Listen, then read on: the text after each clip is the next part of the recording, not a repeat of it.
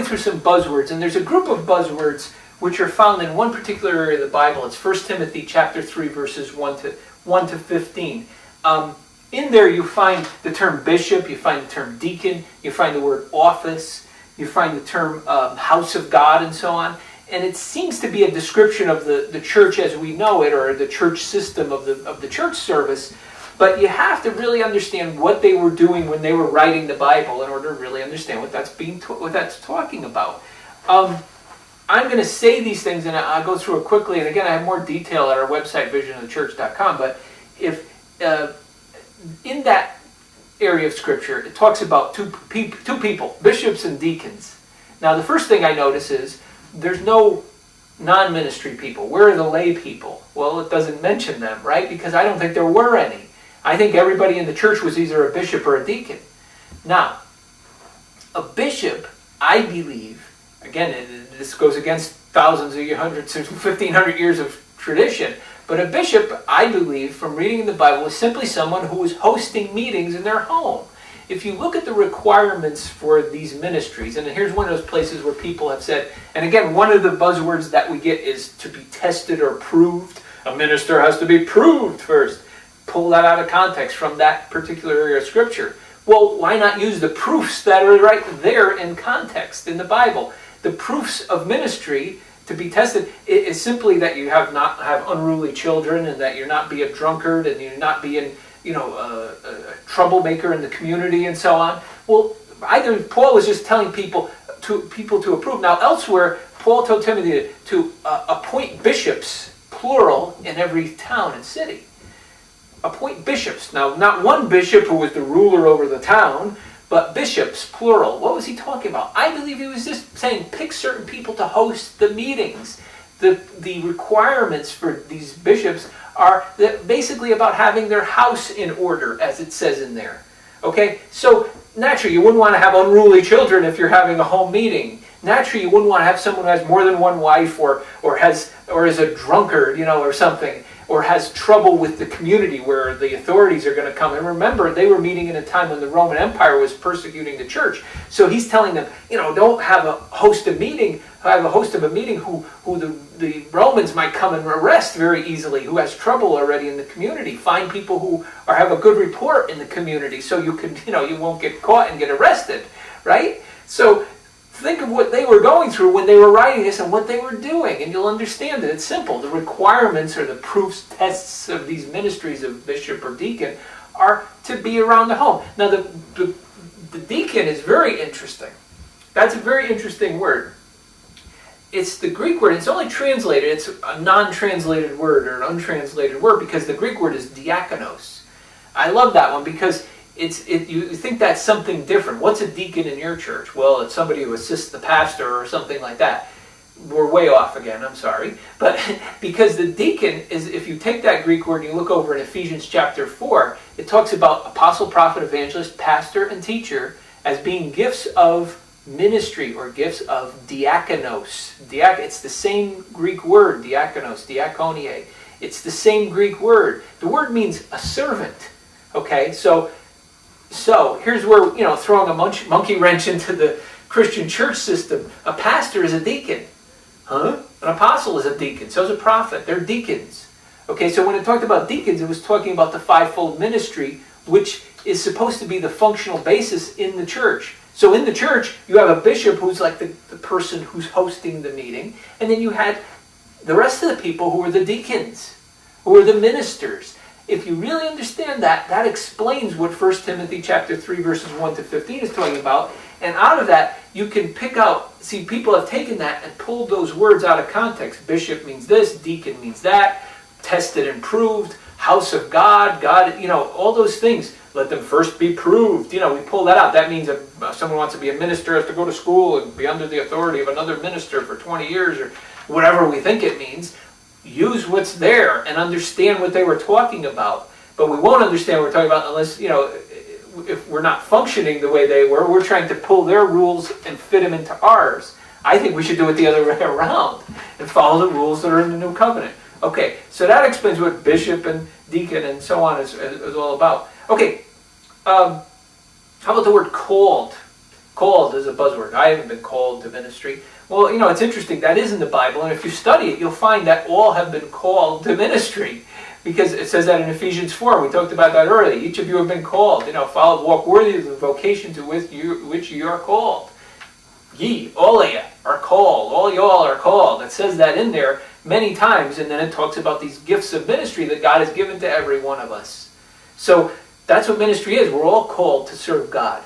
But, ministry is supposed to function in that way that I described, in small groups where everyone works together, okay? How about chief shepherd? Well, there is a word, one time the word translation is chief shepherd. Now, what does that mean? Again, people take that to mean Jesus is the chief shepherd. That means there's under shepherds, and I've heard that term, which is not used in the Bible. Well, it's just a reference of honor to Jesus, who is called himself the good shepherd or the good pastor, and he's the chief shepherd. That doesn't mean he has a system of under shepherds by which he runs the church through. It means he's all of our good shepherd. The Lord is my shepherd. The Lord is my pastor. That's what it's saying when it talks about chief shepherd. How about congregation? Is that in the Bible? Yes, interestingly enough, it's almost only used in the Old Testament. The word simply means group, and most often that word congregation refers to the group of non-ministry tribes of Israel in the Old Covenant. So, again, it's a description. Since we've chosen to follow the Old Covenant sacrificial laws as our form of meeting, or tradition has chosen that for us, then we have these words that we pull out of the Old Covenant, like congregation, and it fits our thing. And very often people will, a lot of times I've heard church leaders, when they talk about things and they find that word, and the congregation of Israel was both disobedient and wicked, and they did not give to fund the church or fund the temple. They find that and they say, see, it's talking about the people who won't want to give enough money to build the church. No, it's not. It's just, that's not the way we're supposed to work in the New Covenant. Congregation, that idea of non-ministry groups, is not biblical in the New Covenant. Now, I talked about covenant before. The word covenant obviously is in the Bible. It simply means an agreement with God.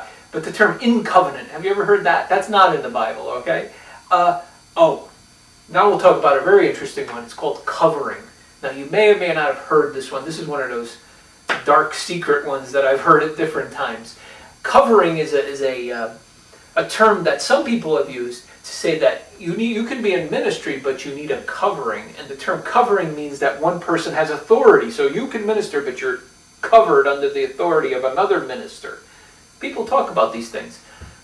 There's literally no biblical basis for that, other than if you go to the Old Covenant, there's a quote in there that says, and it's interesting, I think you have to work up in the King James Bible the word covereth, okay? Covereth, or covering. And you'll see that it's only used a few times. It says something like this. The closest quote that I could find is something that says, let the vessels of ministry be covered with a badger skin. What does that mean? Well, it literally meant what it said. In the Old Covenant, they were doing things to get their sin forgiven. So they had vessels, cups, where they had the blood and the offerings brought in, and they had to cover them with so they were vessels of ministry. They were serving God by getting Israel's sin forgiven. So those vessels did an important work. God said to cover them with a badger skin. Now, does that mean because of that you have to have another minister watching over you? The New Testament gives the right to every believer to come directly to the head. You are all, it says not holding fast to the head. We're supposed to hold directly to him. It says it gives the right to every believer to be led directly by Jesus Christ. And we ought to honor that and respect that in one another. And it's a disrespect when we start saying, no, we need to decide who's who and who's where, and we should be equals before God and not accept coverings. It's also interesting to notice that if you look up that word covereth, you'll find one other use of it, and I believe it's in the book of Jeremiah. And it talks about the anointed cherubim which covereth the throne of God. Do you know who that was? That was Lucifer. Lucifer's ministry was on an altar in heaven. This was before he fell and rebelled against God, but he had a ministry in heaven on the altar, okay, and he covered the throne of God. So covering is part of Satan's ministry. I'll just leave it at that. But think about that. That's part of his method, covering. That was one of the things that he did when he was in heaven, covering. Okay, what about elders? Okay, Elders, that's an interesting one. Well, we have a government of elders in our church. Well, I'm glad you do. But that's not biblically correct. There is no government of elders in the New Covenant. We want to find it, we want to read it into some things that it gives advice to elders. But if you understand what an elder is, it means someone who is older. And in the days of the writing of the Bible, they respected people who were older and gave them attention. Well, they should have. But we need to understand, it says, for example, submit to an elder. Younger, submit to an elder. And if you pull that out of context, you can make it seem like elders have authority because but if you keep reading that same verse, it says, likewise, in the same way, elders submit to younger. Now, if you read the King James Bible, it doesn't use the word submit again. But if you look at it, it uses a slightly different word, but it's the same Greek word, hupotasso, which means, again, it's sometimes translated as the word submit, but it means to cooperate and bear one another's burdens as equals, to bear one another's burdens. So it's the word cooperate. So really, it should be saying, look at elders, younger people cooperate with the older people. And in the same way, it says elders cooperate with the younger. There's supposed to be equity and brotherhood, not one person who has authority or a title of authority of elder. Okay, how about feed the flock or feed my sheep? Well, let's continue that next time.